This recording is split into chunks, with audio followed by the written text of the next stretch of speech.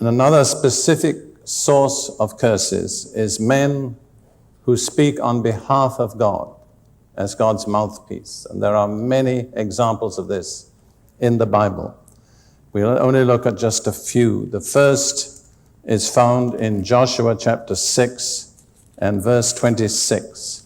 After Israel had captured and destroyed Jericho, Joshua, the leader of God's people and God's mouthpiece, pronounced a curse on anybody who would subsequently rebuild a city on that site. In Joshua 6:26, then Joshua charged them at that time, saying, "Cursed be the man before the Lord, who rises up and builds this city Jericho. He shall lay its foundation with his firstborn, and with his youngest he shall set up its gates." That's a very specific curse, not a general curse, but the form that the curse would take would be that the person who rebuilt Jericho, it would cost him the lives of two of his sons. Now, I'm sure most of the Israelites forgot that curse. It just receded into history. But about 500 years later, in the reign of Ahab, king of Israel, a man did just that thing on which Joshua had pronounced a curse. And this is recorded in 1 Kings chapter 16. In the reign of Ahab, 1 Kings 16, and the last verse of the chapter, verse 34, in his days, that's the days of Ahab, Hiel of Bethel built Jericho. He laid its foundation with Abiram, his firstborn, and with his youngest son, Segub, he set up its gates, according to the word of the Lord, which he had spoken through Joshua, the son of Nun. The marginal translation says, at the cost of the life of his son. And most modern translations follow that. So the man who went against the curse pronounced by Joshua 500 years earlier, it cost him the lives of two of his sons.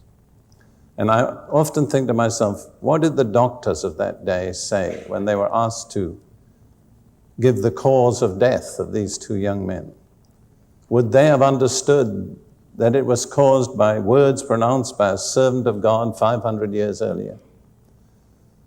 One of the things this brings out is that curses basically continue until something is done to cut them off. They are self-perpetuating. And then another remarkable example is found in 2 Samuel chapter 1. A lament that David pronounced after King Saul and his son Jonathan had been killed by the Philistines on Mount Gilboa. In 2 Samuel chapter 1, verse 21. Now you need to understand the cause of David's intense grief. It was not merely that Jonathan was his dear friend, or even that Saul had been killed, but it was the triumph of idol worshippers over the people of the true God. Because the Philistines were idol worshippers, and when they found the bodies of Saul and Jonathan, they mutilated them, cut off their heads, placed them on the wall of a city called Bethshean, and proclaimed it in all their idol temples. You have to understand, in those days when two nations fought, generally speaking, it wasn't merely the nations that were fighting, but their gods were fighting one another. And when one nation was victorious, it was a victory for the gods of that nation. And so what grieved David so much as a servant of the Lord was that, in a sense, the idol gods had triumphed over the true God. And so he pronounced this lament. And I'm sure he didn't stop to think what he was going to say, but it's a remarkable lament about the mountains of Gilboa, because it was on Mount Gilboa that Saul and Jonathan were killed. O mountains of Gilboa, let there be no dew, nor let there be rain upon you, nor fields of offerings. For the shield of the mighty is cast away there, the shield of Saul not anointed with oil. So David said, let there be no dew, no rain, no fields of offerings. Those words were pronounced about 3,000 years ago. And in this century, after the Jews returned to their land, they began to plant trees and recultivate every area. And they've been amazingly successful in growing trees on their mountains. But when they came to Mount Gilboa, they had totally unexpected problems in making trees grow there. So the words of David, pronounced 3,000 years earlier, still affected the situation on Mount Gilboa at that time. And then there's another example in 2 Kings chapter 5. We don't need to turn there, but the prophet Elisha had been used of God to bring healing to Naaman the Syrian. He refused to accept any gift from Naaman because he didn't want Naaman to think that he could pay for his healing. But Naaman's servant Gehazi thought that was a shame to turn down this offer. So he ran after Naaman without Elisha knowing it and asked for money and clothing. Came back and hid it away, came and stood in the presence of Elisha, thinking that Elisha didn't know. And Elisha said, "Did not my spirit go with you when you ran after that man?" And then he pronounced this curse upon him. He said, "The leprosy of Naaman, who had been healed, cleave to you and your descendants forever." And it says, Gehazi went out from his presence, a leper as white as snow, in an advanced stage of leprosy. And notice, the curse was on his descendants forever. See, what comes out of all these examples is the perpetuation of a curse until somebody knows what to do to revoke it. You say, can God's servants curse in that way today? Well, Jesus cursed a fig tree, you remember, in the New Testament? And the next day it had withered from the roots, just one period of 24 hours. And when the disciples were astonished, he said to them, "You will be able to do what I did to this fig tree, and more." He said, "You can remove mountains." Let's leave out removing mountains for the moment. He said, "You can do what I did to the fig tree." Now, I relate this with some trepidation, but this is a personal experience. In about 1965, I was part of a ministry team in a church in the inner city in Chicago. And right flush with the church, wall to wall on the corner, was what the Americans call a saloon. I think the English call it a pub.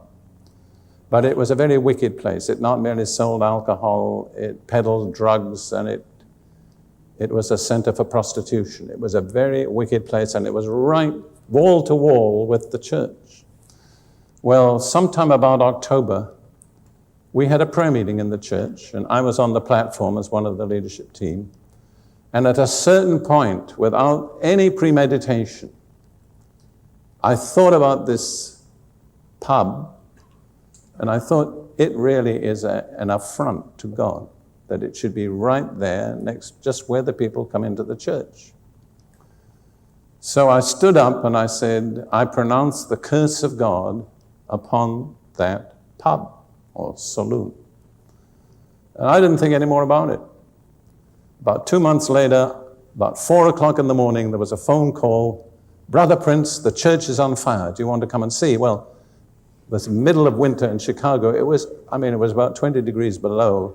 I didn't want to go and see, but I thought, if I hang around and just let the church burn without showing any interest, it'll look bad. So my first wife and I, we got in the car and we went there. Well, sure enough, about 2 blocks away, you could see the flames and the smoke. When we got there, however, we discovered it wasn't the church that was on fire, it was the pub. But, Chicago is situated on Lake Michigan. The wind was blowing off the lake and blowing the flames right onto the church.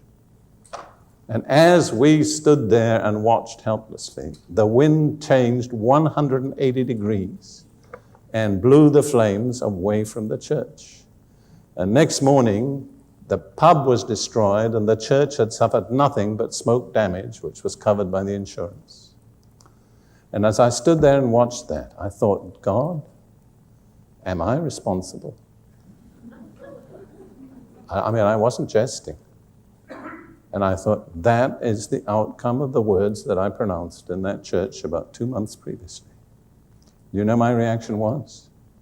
I realized I had tremendous power committed to me. Not because I'm different, because every Christian has that power. And my prayer was and is, God, help me never to misuse that power. But I give that as an illustration just to prove that the things we're talking about are not out of date. They're all relevant. They apply today.